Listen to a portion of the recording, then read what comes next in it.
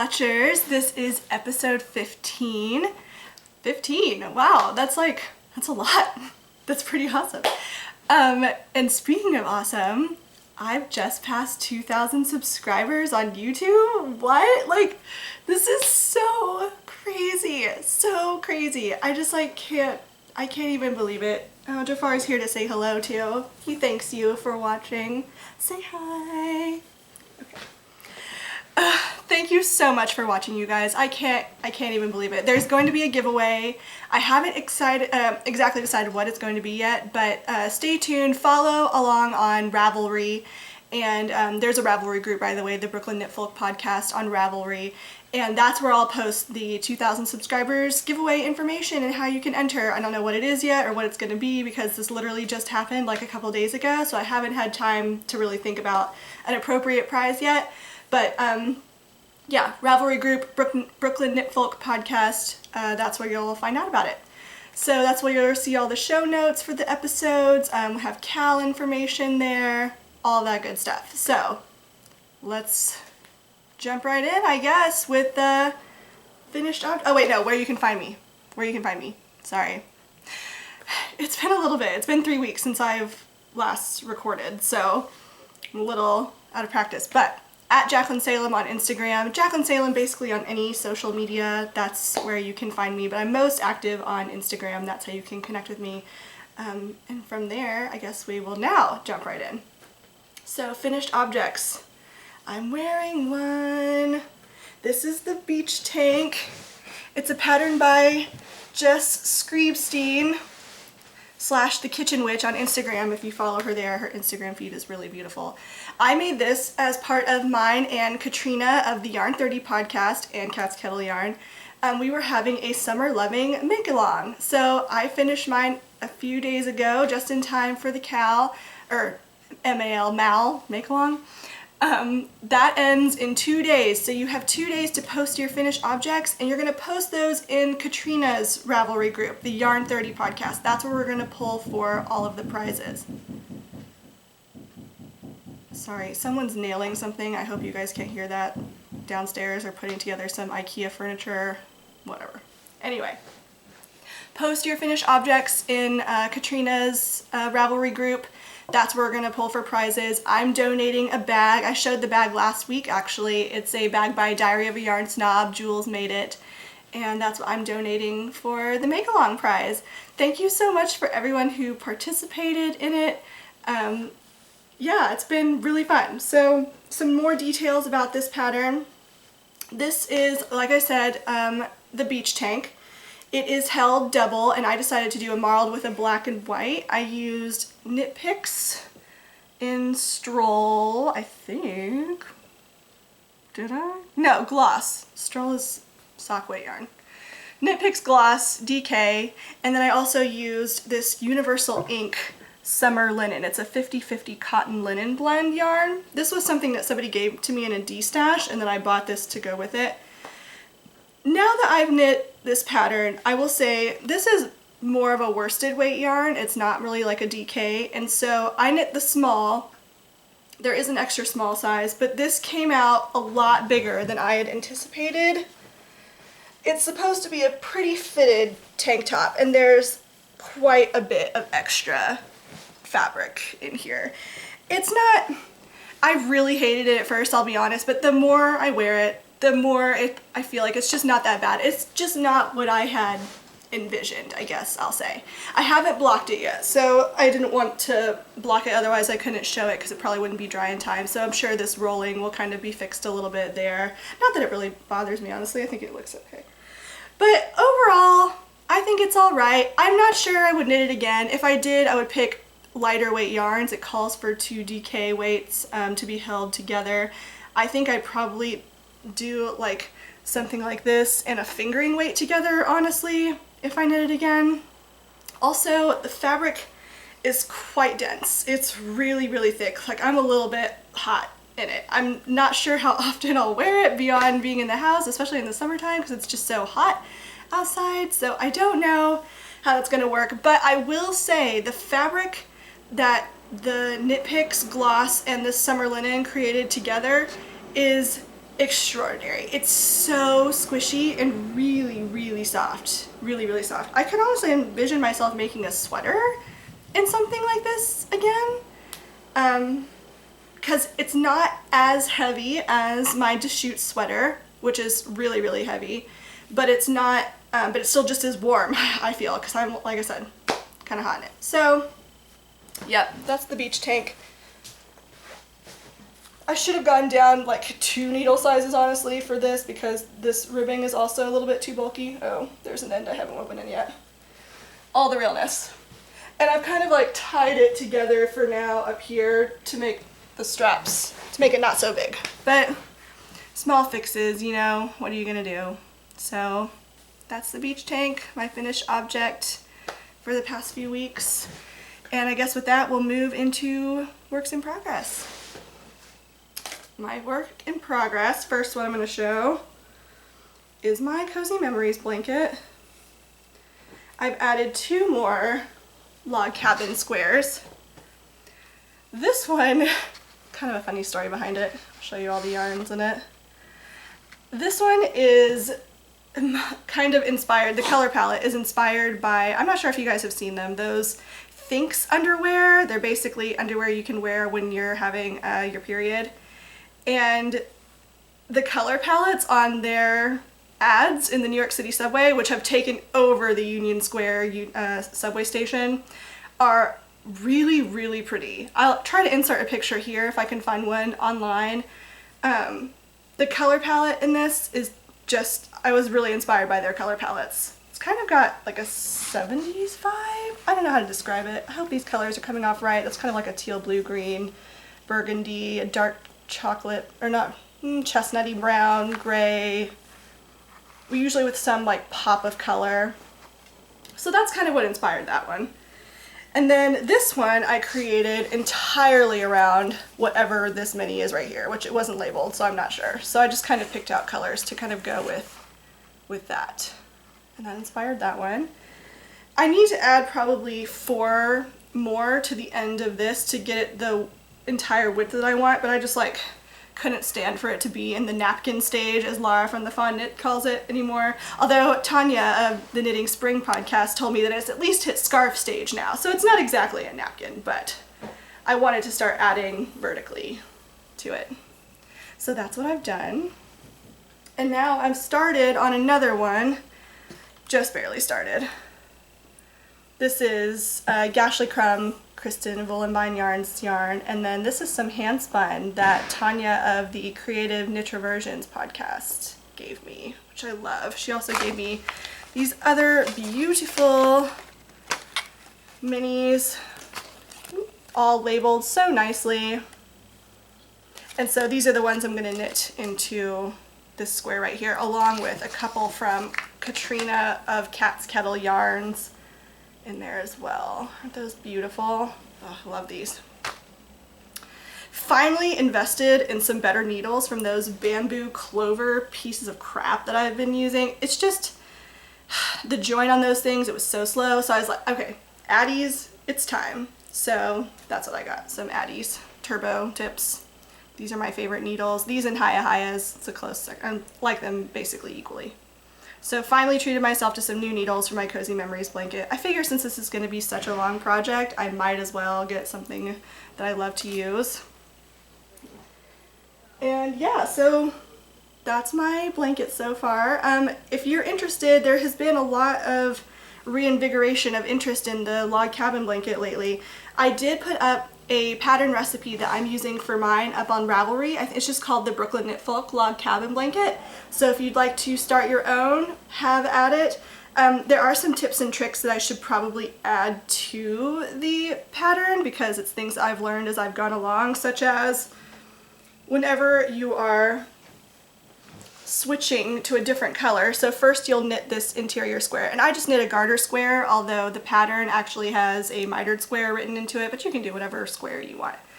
And then once I finish this square, I pick up the stitches along the bottom and knit 6 ridges of garter stitch. Each of these rectangles is 6 ridges of garter stitch. And you can use whatever yarn weight you want. I've used everything from lace to a heavy worsted. I probably wouldn't go above a heavy worsted, like not Definitely not bulky. Maybe Aran weight could work in it, but in fact I think this one right here is probably Aran weight. So anyway, tips and tricks. Whenever I'm picking up the stitches for a new color, I'll just hold the old one from the previous color double in here for a few stitches. That way at the very end all I have to do is just snip the ends off the back and there are virtually no ends to weave in ever. So that's pretty badass if I do say so myself. And just putting together the different color palettes I think is really fun. There's 10 colors in this version that I have, but you could easily keep going if you wanted to, if you had large minis. But yeah, so 10 colors per log cabin square. So I think it's just really fun to put together these kind of color palettes together. So Brooklyn Knitfolk log cabin blanket, loving it. It's my on-the-go project. It's modular because you knit each of these separately and then seam it onto the blanket. So I can easily work on this in the summer and not get hot or anything like that because I'm not having to hold the whole blanket in my lap the whole time. So, yay! All right. Oh, and I wanted to mention the lovely Sharon of Seashore Sharon on Instagram sent me a really amazing package. She started knitting the Brooklyn Knitfolk log cabin blanket, and as a thank you for putting out the pattern, she sent me some amazing neutrals minis because I put out a call for neutral minis a while ago. So I'm trying to do as many neutral squares in the blanket as possible. Some lovely tees, taffy, and this super awesome handmade yarn bowl / fabric scraps bag. So thank you so much for that, Sharon. I got this in the mail yesterday and it was just like, ugh, tears in your lovely card. Thank you. I really, really appreciate that. All right, the next project, oh, I'm excited about this one. You guys haven't seen this in a while. So I started making a quilt for my upcoming nephew. He is due in like early to mid-July, so that is like coming up fast. I started a quilt for my nephew. I finished the top and I bought the backing fabric and the batting and I've started to quilt it together. It's not finished yet. So here's the front if you haven't already seen it. These really cute, like her nursery theme is like a woodlands theme, so I've kind of gone with like this sort of mod. There's fox fabrics, plaids, trees, lake life. You get the idea. And then the back is this blue navy polka dot fabric. And I'm not doing any kind of fancy quilting on it. I think to keep it modern, I was just going to do some straight stitching. So I've basically just been stitching a 1/4 inch on the outside and inside of every piece in it. What is he doing? Anyway, I put them on a diet recently. They are not having it. They're not liking it, as you would expect. Anyway, so I've started quilting this together. I'd say I'm about 75% done with the quilting part of it, and then after that I'll begin the binding portion of it. So I'm really excited for this. I need to get this done ASAP because that baby is coming. So, yay!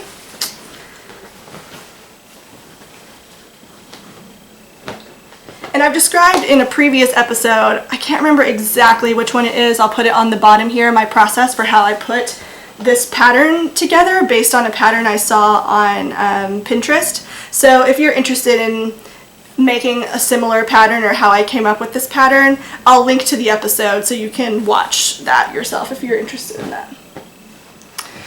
Alright, the next work in progress is a new one that you haven't seen before.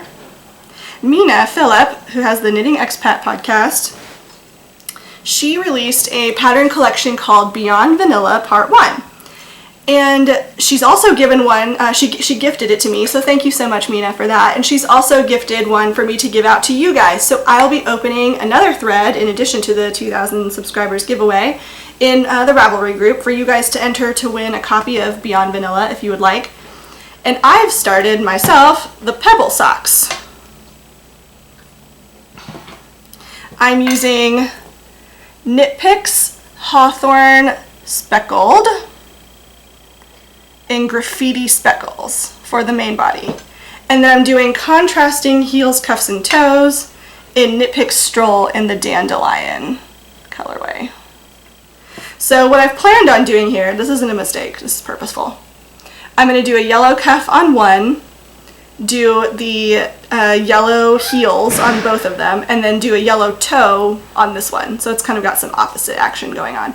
I've decided, because my sock knitting in the past has not gone 100% well, as in I've never knit an actual pair of socks before. I keep knitting like one because second sock syndrome hits me hard, y'all.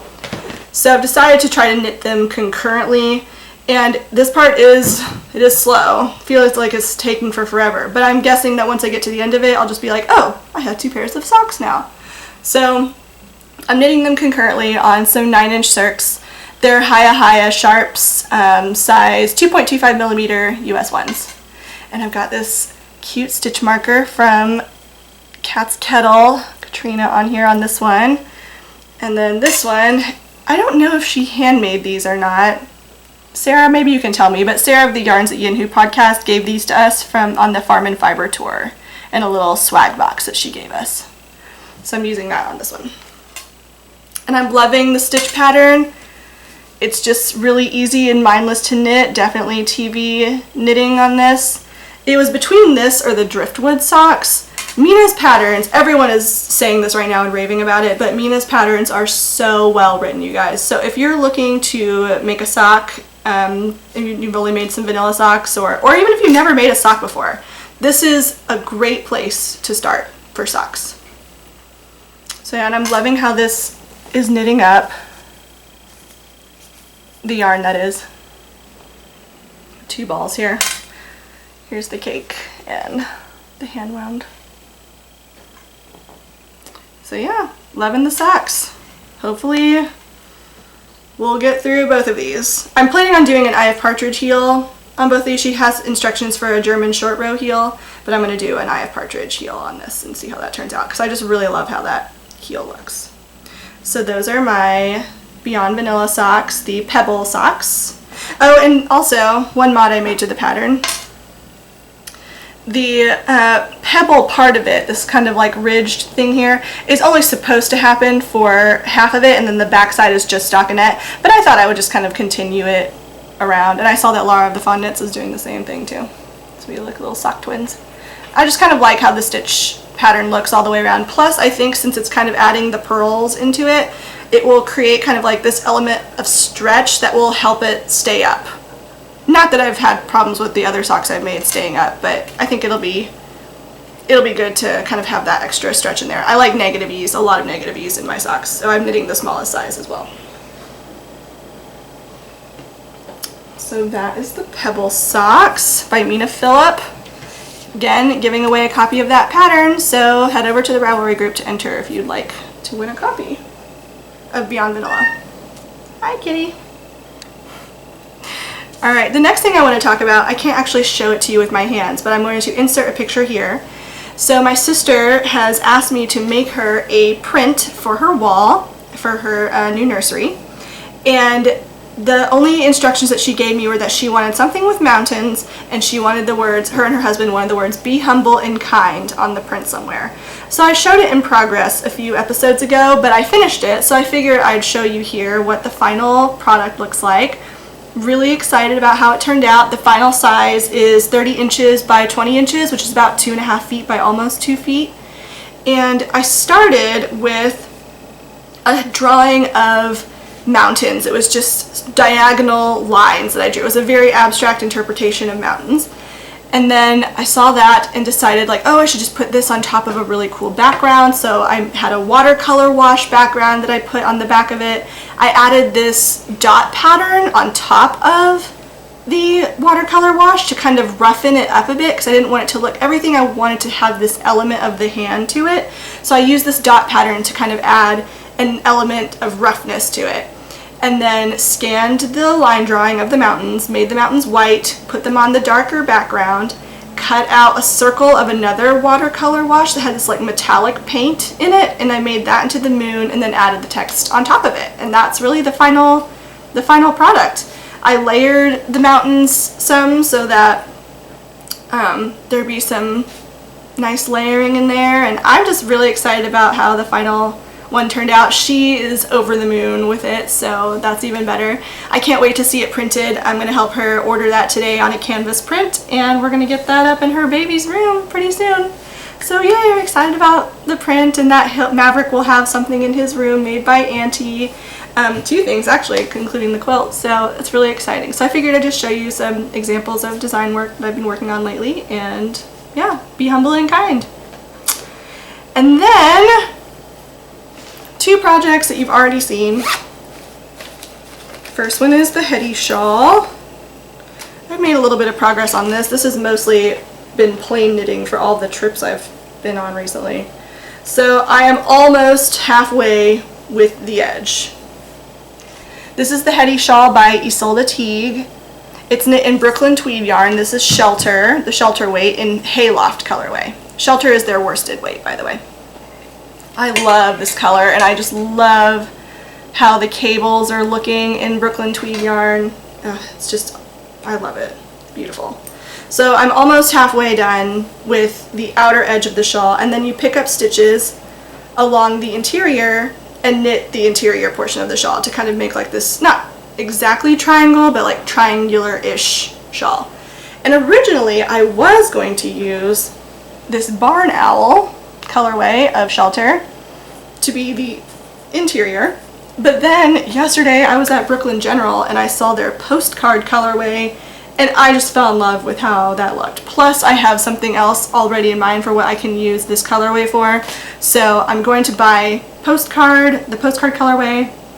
I'll insert a picture of that here. It's kind of like a mauvey taupey, hints of pink. It has tweed speckles of red in it. I just think it's gonna look awesome with this. So this is where I was. The last time I showed you, I got a few more repeats done. Each of these cabled is a repeat. So I think I have maybe 2 more to go before I get to the center diamond part, and then it's the opposite way of the cables. Like right now they're going this way, and the other way they're going the opposite direction. I don't have to explain this to you, you get it. The cables are going in the opposite direction up along the other side. And then I've read in the Ravelry pages on notes of other people's projects that this interior part just goes by like nobody's business. It just flies. So I'm looking forward to getting this edge finished so that I can get this shawl off the needles.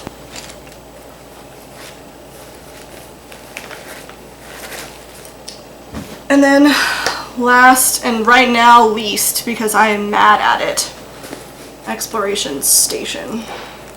You guys, a few days ago, I was watching every tutorial there was on brioche. I don't know what it is. I'm not an unintelligent person, but I was so confused. I couldn't figure it out. And of course, because I'm like the most impatient person ever, I didn't knit a brioche swatch. I just like going hard on the actual shawl. So I just started knitting brioche. Following, honestly, Stephen West's instructions to me were the clearest of anything that I could find online for brioche instructions.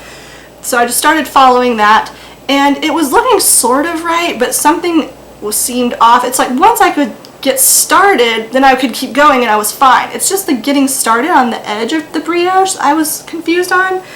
And so I was about 4 rows in on the brioche, and I'm like, this is not right. So I need to redo this. And I ripped out the needles, and I sat there and I was like, oh shit.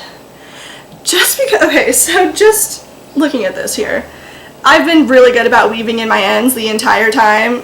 I've been knitting on my Exploration Station just because there were so many of them at the end of the doodler that I just didn't want to fall into that trap again. So I've been knitting them in as I've been going. And so in my head that translated to it's clean, it's fine, like I haven't had these needles on all these live stitches here, and I just ripped it out without thinking about it, and I was like, oh no. So don't panic. take it to the table, it's gonna be fine. And so I ripped out the brioche and then slowly and carefully picked up all of the stitches that were just exposed here. I'm not sure honestly if the stitch count is correct because there were a lot of yarn overs in here, so hopefully whenever I attempt to try the brioche again, it won't be too messed up. So that happened, and I just haven't had the heart to look at it again. I needed to do something that I could actually do, like finish this beach tank. So I'm not giving up on brioche. I will say it's not the easiest for me to wrap my head around. I'm like slowly reading the instructions like word by word and trying to translate it, and it's just, I think I understand where I went wrong before, but I just haven't had the heart to pick it up yet. I need like another few days and maybe I'll come back to it. I love it so much though. I just love the colors in it, so I'm dying to get back to it. The brioche part is just really holding me up. So this week I'm gonna try again. We'll see how it goes. The brioche colors that I'm using are the Hedgehog Fibers Urchin and Wool and Vine Yarns in Venus Flytrap. So that's gonna be the brioche whenever I can find the courage to get back to it. And those are all of my works in progress. There's a lot, but I'm nearing the finish line of a lot of these. So, and some of them again were done. I guess the print was actually a finished object, not really a work in progress, but anyway. So many of these are close to completion. All of them are over 50% done, if not, you know, more than that. So I have some plans for other knitting that I'm going to do. And so since I have all of these almost at, you know, 50% to mostly completion, I've started planning and queuing up my next projects. So I thought I would share with you what some of those were. The next one I'm going to cast on, maybe not the next, but one of the next ones. I've been dying to make the Lanook shawl by Melanie Berg, and I've had this in my stash since the Washington County Farm and Fiber Tour. It's a mixture of Romney and Merino yarn. It's very woolly, it's still squishy and soft, and yeah, I really love it. So it's this lovely light gray color. The Lanook shawl calls for 4 colors of yarn that are kind of almost in a gradation, like really close to each other. So that is what I was thinking, since I'm not going to use the Barn Owl colorway anymore, I'm going to use Postcard in my Hetty shawl, that this would be great as part of the palette for the Lanook shawl. So I have these two already. I also have this kind of cream color that I picked up at the farmer's market not too long ago, and this is from the Catskills Merino booth. It's like a New York local yarn. So there's my white, and now I just need a dark color. And I have this. It's a Plymouth, but I feel like it's kind of a shame to use. Almost all these are New York local in some way. I mean, technically Brooklyn tweed is not, but it's called Brooklyn tweed, so it's kind of got that New York vibe. I think it would be a shame to use this Plymouth yarn in something that's all New York local yarn. Plus the color is like a little bit too dark. I think I need something not quite as dark as that for this gradation. So I'm gonna put this on the back burner, back in the stash, and then try to find something else to use as the darkest color in this Lanook shawl. And I just love these together. So beautiful. So that's gonna be a Lanook shawl. The next thing I have in mind, I'm really excited about this. So I'm not sure if you guys are familiar with the artist P.A. Mondrian. He's a very famous artist, painter. I'll insert a picture here of his more famous works. I figured, I mean, my log cabin blanket is pretty modular, right? I'm picking up stitches, knitting some more, picking up stitches. I don't see why I couldn't do that with something like a P.A. Mondrian painting, right? So what I want to do is buy all the colors, the white, the blue, the red, the black, yellow, and knit a Mondrian inspired wrap. So maybe something a little bit wider than the Guernsey wrap that I made for my sister, but in like a Mondrian style painting. So it'll be a lot of just like knitting a square, picking up some stitches, knitting rectangle, just kind of like building it on my own. I don't exactly have a pattern for it, but I don't think I really need one. I'm going to do it in worsted weight yarn so that it'll go by pretty fast, and I'm planning on knitting it in some knit picks since I'm already going to be ordering Felici, which is back in stock, by the way, you guys, so go and get some. Felici is their striped sock yarn for anybody who doesn't know that. So while I'm ordering Felici, I might as well order some of the worsted weight yarn to make this Mondrian wrap. So I'm really excited about that, and it's going to be like one of those things that if somebody sees it and gets it and points it out, be like, you're my friend because you know what this is. So I think it's going to be kind of like an inside joke or a secret for anybody who gets it. So that'll be fun to make. And then the beeswax hat, which I showed last episode. I did buy yarn for that, but I'm convinced that the yarn I got is too dark. So I've asked my friend Julie, who is Julie Rose Sews on Instagram and also the starter of the new Sweet Sparrow Yarns podcast. It's such a wonderful podcast. It's just like soothing. She's so sweet and fun to watch, and she's also like a crazy talented dyer, you guys. I'll leave notes, links in the show notes. I bought two skeins, or not two skeins, yeah, two. I bought two skeins from her, and I've asked her to dye up a skein of her Peach Fizz colorway because I think that's going to be perfect for the hat. So that's what I'm going to use for the hat, for the beeswax hat. So that's going to be upcoming on the needles. And then,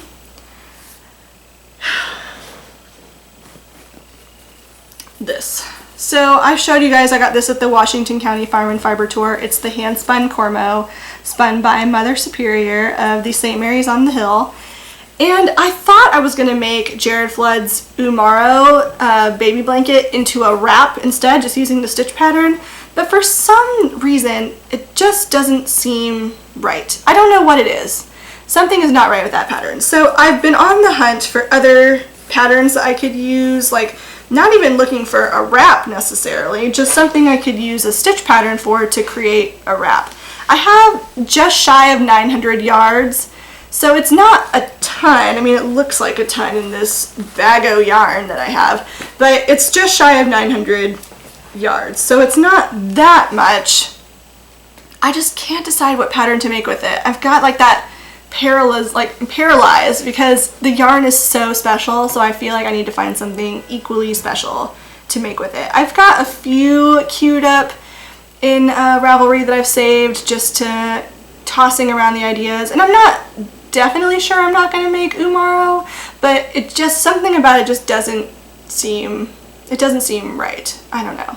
If you guys have suggestions for me, please let me know. After a while now, you've kind of seen my style. I'm not going to shy away from intricate patterns, but my style is more of like classic, simple lines, but something that's a little more, I don't know, maybe not classic, honestly, probably more modern. So things like the void shawl that has that diamond pattern like that, I love things like that. So if you think of a pattern sort of like the void shawl, but not a diamond pattern, because I don't want to do the same thing again on another project, let me know, because I'm on the hunt for something special, maybe cabled, I don't know, but cables take up a lot of yarn, right? So I don't have a ton, so I want it to be some kind of wrap, you know, not too short.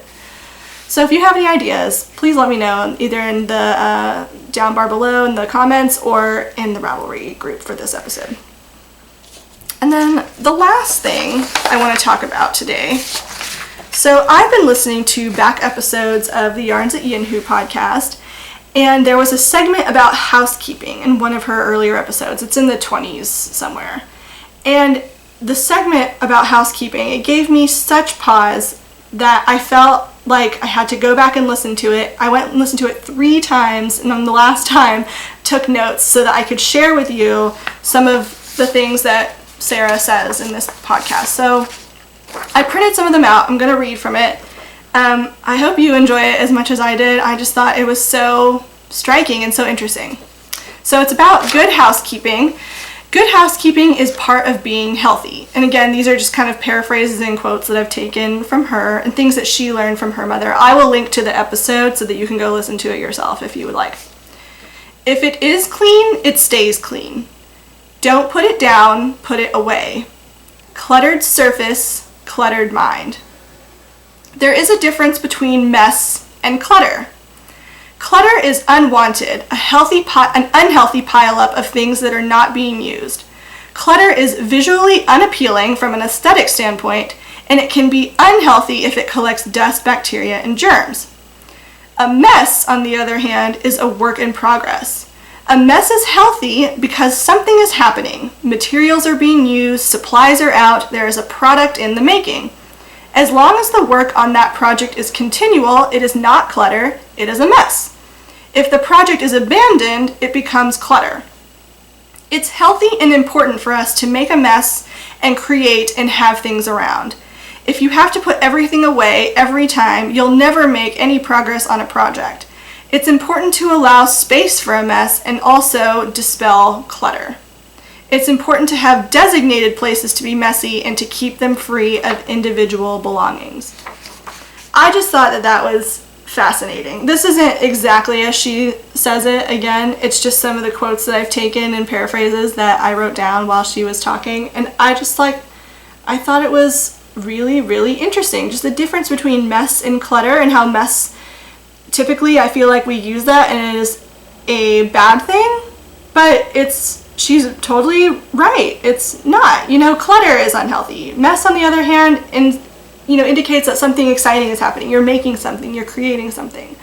And I think that that distinction is really important to kind of free yourself from, or give yourself the freedom to make a mess sometimes.